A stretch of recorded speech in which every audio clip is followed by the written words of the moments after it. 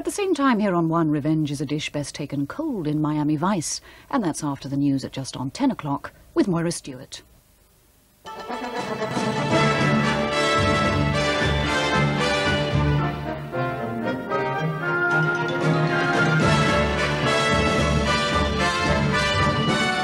The West Germans ban military air displays as concern grows over safety standards. The dying seals. Scientists say canine distemper is the virus that's killing them. Graham Gooch breaks a contract to play in South Africa to captain England and India this winter. And Notting Hill celebrates a new spirit of Carnival. Good evening. Safety at air shows is being reviewed by a number of European governments after yesterday's disaster in West Germany. At least 45 people were killed and hundreds injured when 3 Italian Air Force jets collided over the American airbase at Ramstein. The West Germans and the Danes today banned all military air displays for the time being at least. And the Italians say they'll be doing more to protect spectators. The Ministry of Defence here say they'll look carefully at what lessons can be learnt from the tragedy. Mrs. Thatcher has sent a message of condolence to Chancellor Kohl, saying she was horrified at the terrible loss of life. Everywhere you look at Ramstein Air Base, the chaos and devastation created by yesterday's collision is still apparent. The fuselage of one of the Italian jets is still embedded in the ground where it fell blazing from the sky. The pleasant family picnic turned into a nightmare as people in the path of the flames simply fled. Many of them didn't escape. US servicemen have spent the day meticulously searching the site of the crash. Investigators need all the evidence they can get to establish exactly what happened, and they're likely to look very carefully at amateur videos like this one of the disaster.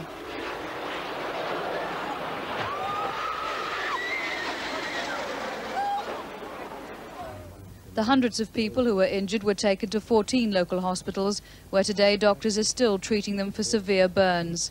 Some people are still in shock, others are critically ill, and a special burns team have been brought in from America to help the medical staff. One victim, who's from Britain, says he's lucky to have survived. Well, all hell broke loose, big fireball. We're lucky to come out of it alive. The number of children we saw later on in the hospital, lots of young, really young children, babies even. They looked a real mess. The announcement that West Germany is to ban air displays like the one here yesterday will be seen as a victory by the local politicians and environmentalists who've been campaigning for years for this kind of measure. But now they say they want to know how a disaster as devastating as this could happen despite their repeated warnings. They could be waiting for an answer for a long time, as the investigation here could take some days, if not longer. The Italian government has said that the Air Force display team will continue to perform, but will limit itself to simple flyovers. Here, the Ministry of Defence says that it's too early to say whether displays at Britain's Red Arrows will be changed. The Red Arrows in action today at Exeter Air Show.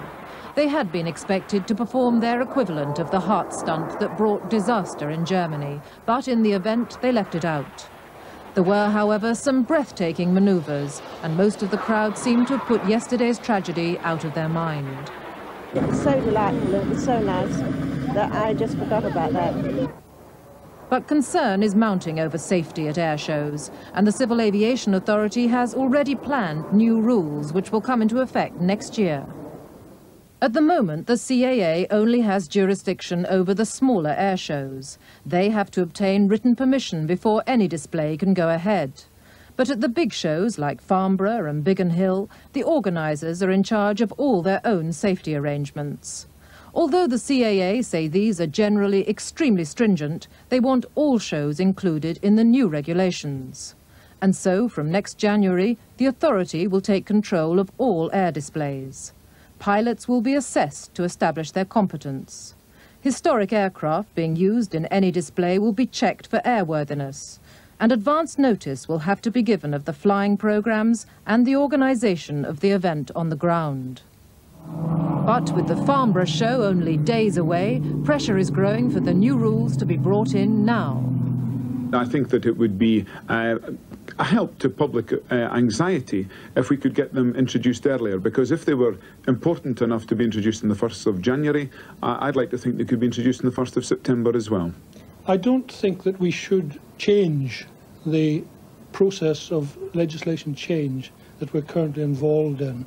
If we could bring it in more quickly, it would call for fairly draconian action on the part of the chairman.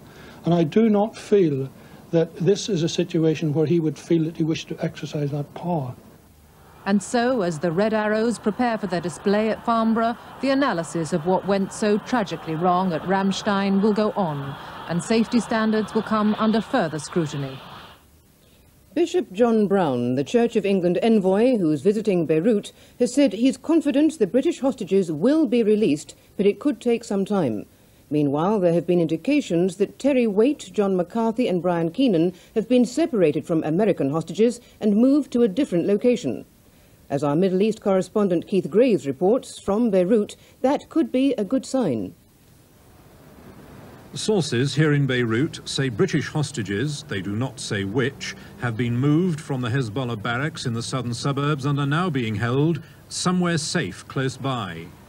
The American hostages are still held in the barracks and in another unidentified location elsewhere in the suburbs by radical Shia Muslims totally opposed to any moves to free them.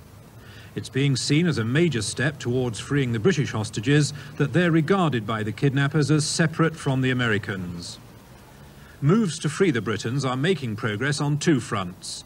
The diplomatic, with the apparently successful mission by Foreign Office official David Reddaway to Tehran, and the sponsoring by Britain at the United Nations of a resolution condemning Iraq's use of chemical weapons against Iran. And through the Archbishop of Canterbury, whose office is in regular touch with Tehran and whose emissary, Bishop Brown, is back in Beirut for the second time. He is at present in Christian East Beirut and is being very cautious about a possible release. I would not want to follow the course that one or two people were taking at the end of July, beginning of August, by saying that I am confident that they will be released by the end of the year. The bishop is trying to arrange a visit to Muslim West Beirut, and that would be another step forward. Sources close to the freedom negotiations are anxious to make the point that nothing is yet certain. But a leading Beirut newspaper, Asafir, says the countdown for the release of hostages, with Terry Waite in the vanguard, has now started. And that is an assessment that's shared by sources involved in the United Kingdom, in Iran, and here in Beirut. Scientists in Holland have discovered that the virus killing thousands of seals round British coasts is a form of distemper, the fatal disease which usually affects dogs. Researchers believe that up to 80% of seals in the North Sea could die from the disease before the epidemic is over. For 3 months, scientists at the Pieterburen Seal Sanctuary in Holland have been trying to pinpoint the cause of the epidemic. Now they've finally come up with the answer. It's canine distemper, causing the same symptoms in seals as it does in dogs. Among them, breathing difficulties, inflamed and running eyes, pneumonia and paralysis. The Dutch scientists think that pollution in the North Sea may have quickened the spread of the disease by weakening seals' natural resistance to infection. Once this virus got into the seal population, the extent of the outbreak and the severity of the outbreak might definitely have been influenced by environmental pollutants, which might have affected the immune system of the animals. But we at this moment really don't know. Having identified the virus, the research team are now working on a vaccine. But those trying to save the seals around Britain say that will be of only limited use. I cannot see the practicalities of being able to use a vaccine on the wild seals. You've got to catch them, you've got to inject them, and I can't see how they're going to be able to do it and do it on the scale that's going to be needed to be of any use. There is still no cure for the seals, and it's feared the epidemic will simply have to run its natural course, leaving those that survive with a built-up immunity to the disease. But tonight, a Swedish scientist warned that before it's over, the epidemic may kill up to 30,000 seals in the waters around Britain.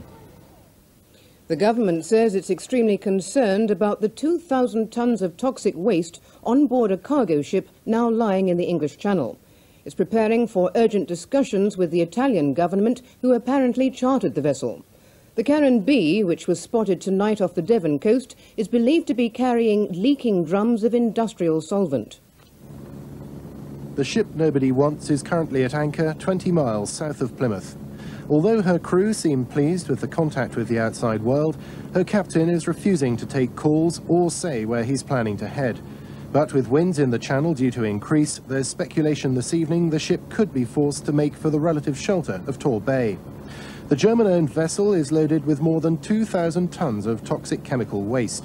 The cargo includes highly flammable solvents, corrosive liquids and cancer-causing materials, stored in containers on the deck or in drums in the hold.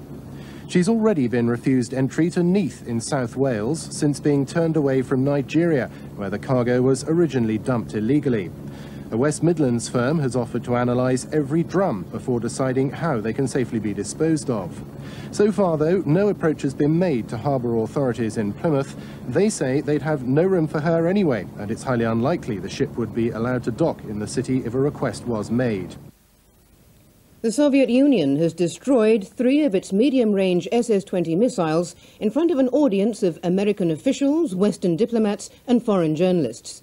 The missiles are being scrapped under the INF Treaty, which President Reagan and Mr. Gorbachev signed in June. Among those watching was our correspondent, Brian Hanrahan. The Soviet Union is sending its SS-20s to destruction with as much political theatre as possible. It built a grandstand and filled it with journalists and diplomats. They came by invitation, but the American observers in their distinctive blue jackets are here by right to check there's no cheating. Established a good working relationship with the Soviet military element that's responsible for implementing the treaty, and I think we're getting along. It's a serious business, and we both seriously approach the task. With borrowed Soviet capes, everybody squelched out to see the 3 SS-20s to be blown up, and confirmed that the tubes lying in the mud were the weapons that once menaced Western Europe. Only the rockets are blown up. The nuclear warheads are not covered by the treaty. Kapustin Yar is to be the main destruction point for medium-range missiles. The Soviet Union says over the next 3 years, 600 SS-20s will be destroyed here.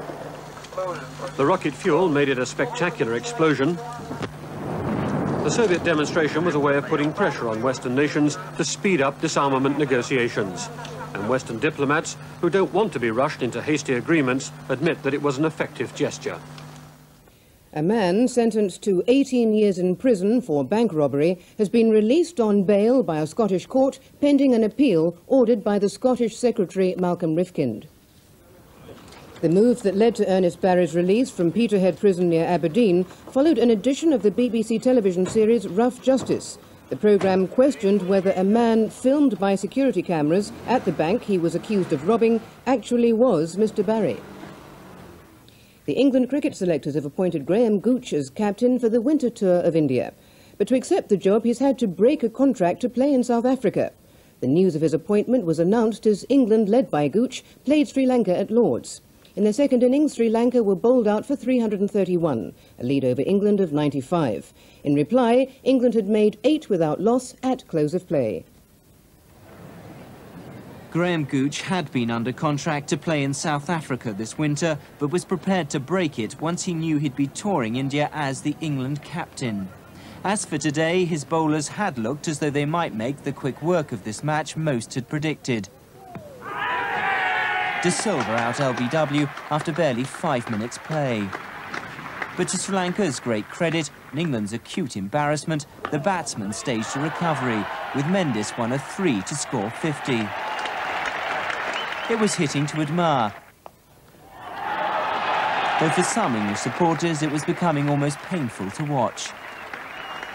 Mendes had made 56 when Pringle finally trapped him LBW. And the Sri Lankans had put on a lead of 95 when the innings ended. Gooch took the catch. He's aware that there have been reports from India that the authorities there may not welcome those who've had close links with South Africa. Well, I'm not worried at all because, I mean, that's out of my hands. I've played cricket down there. I've made no secret of that. I don't believe I've done anything wrong. I'm looking forward to playing cricket and captaining England in India, and I'll be putting all my effort into doing that.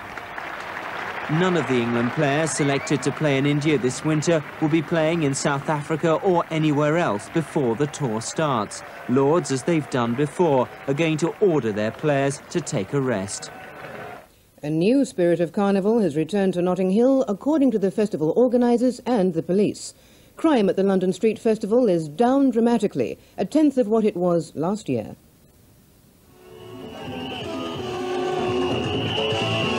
Bright sunshine, Caribbean splendour and well-behaved revellers combined to make this one of the happiest Notting Hill carnivals on record. By mid-afternoon, the positive message was clearly getting across, with more than 500,000 people descending on a square mile of West London. In terms of spectacle and originality, most agreed it was the best yet. The streets were awash with colour. Some of these elaborate costumes were months in the making, others not quite so long. If Europe's biggest street carnival was on trial, then the organisers were delighted with the outcome. Costumes are beautiful. That's what makes Carnival. The music, excellent. The people, I'm glad, even after all that bad media, they have come. To add to the success story, crimes were down to a tenth of last year's figure. As darkness fell, thousands were still dancing through the streets to the sound of calypso. But in the last hour, the music has been winding down and the crowds heeding police advice to head peacefully for home. And that's the news for now. From the newsroom, good night.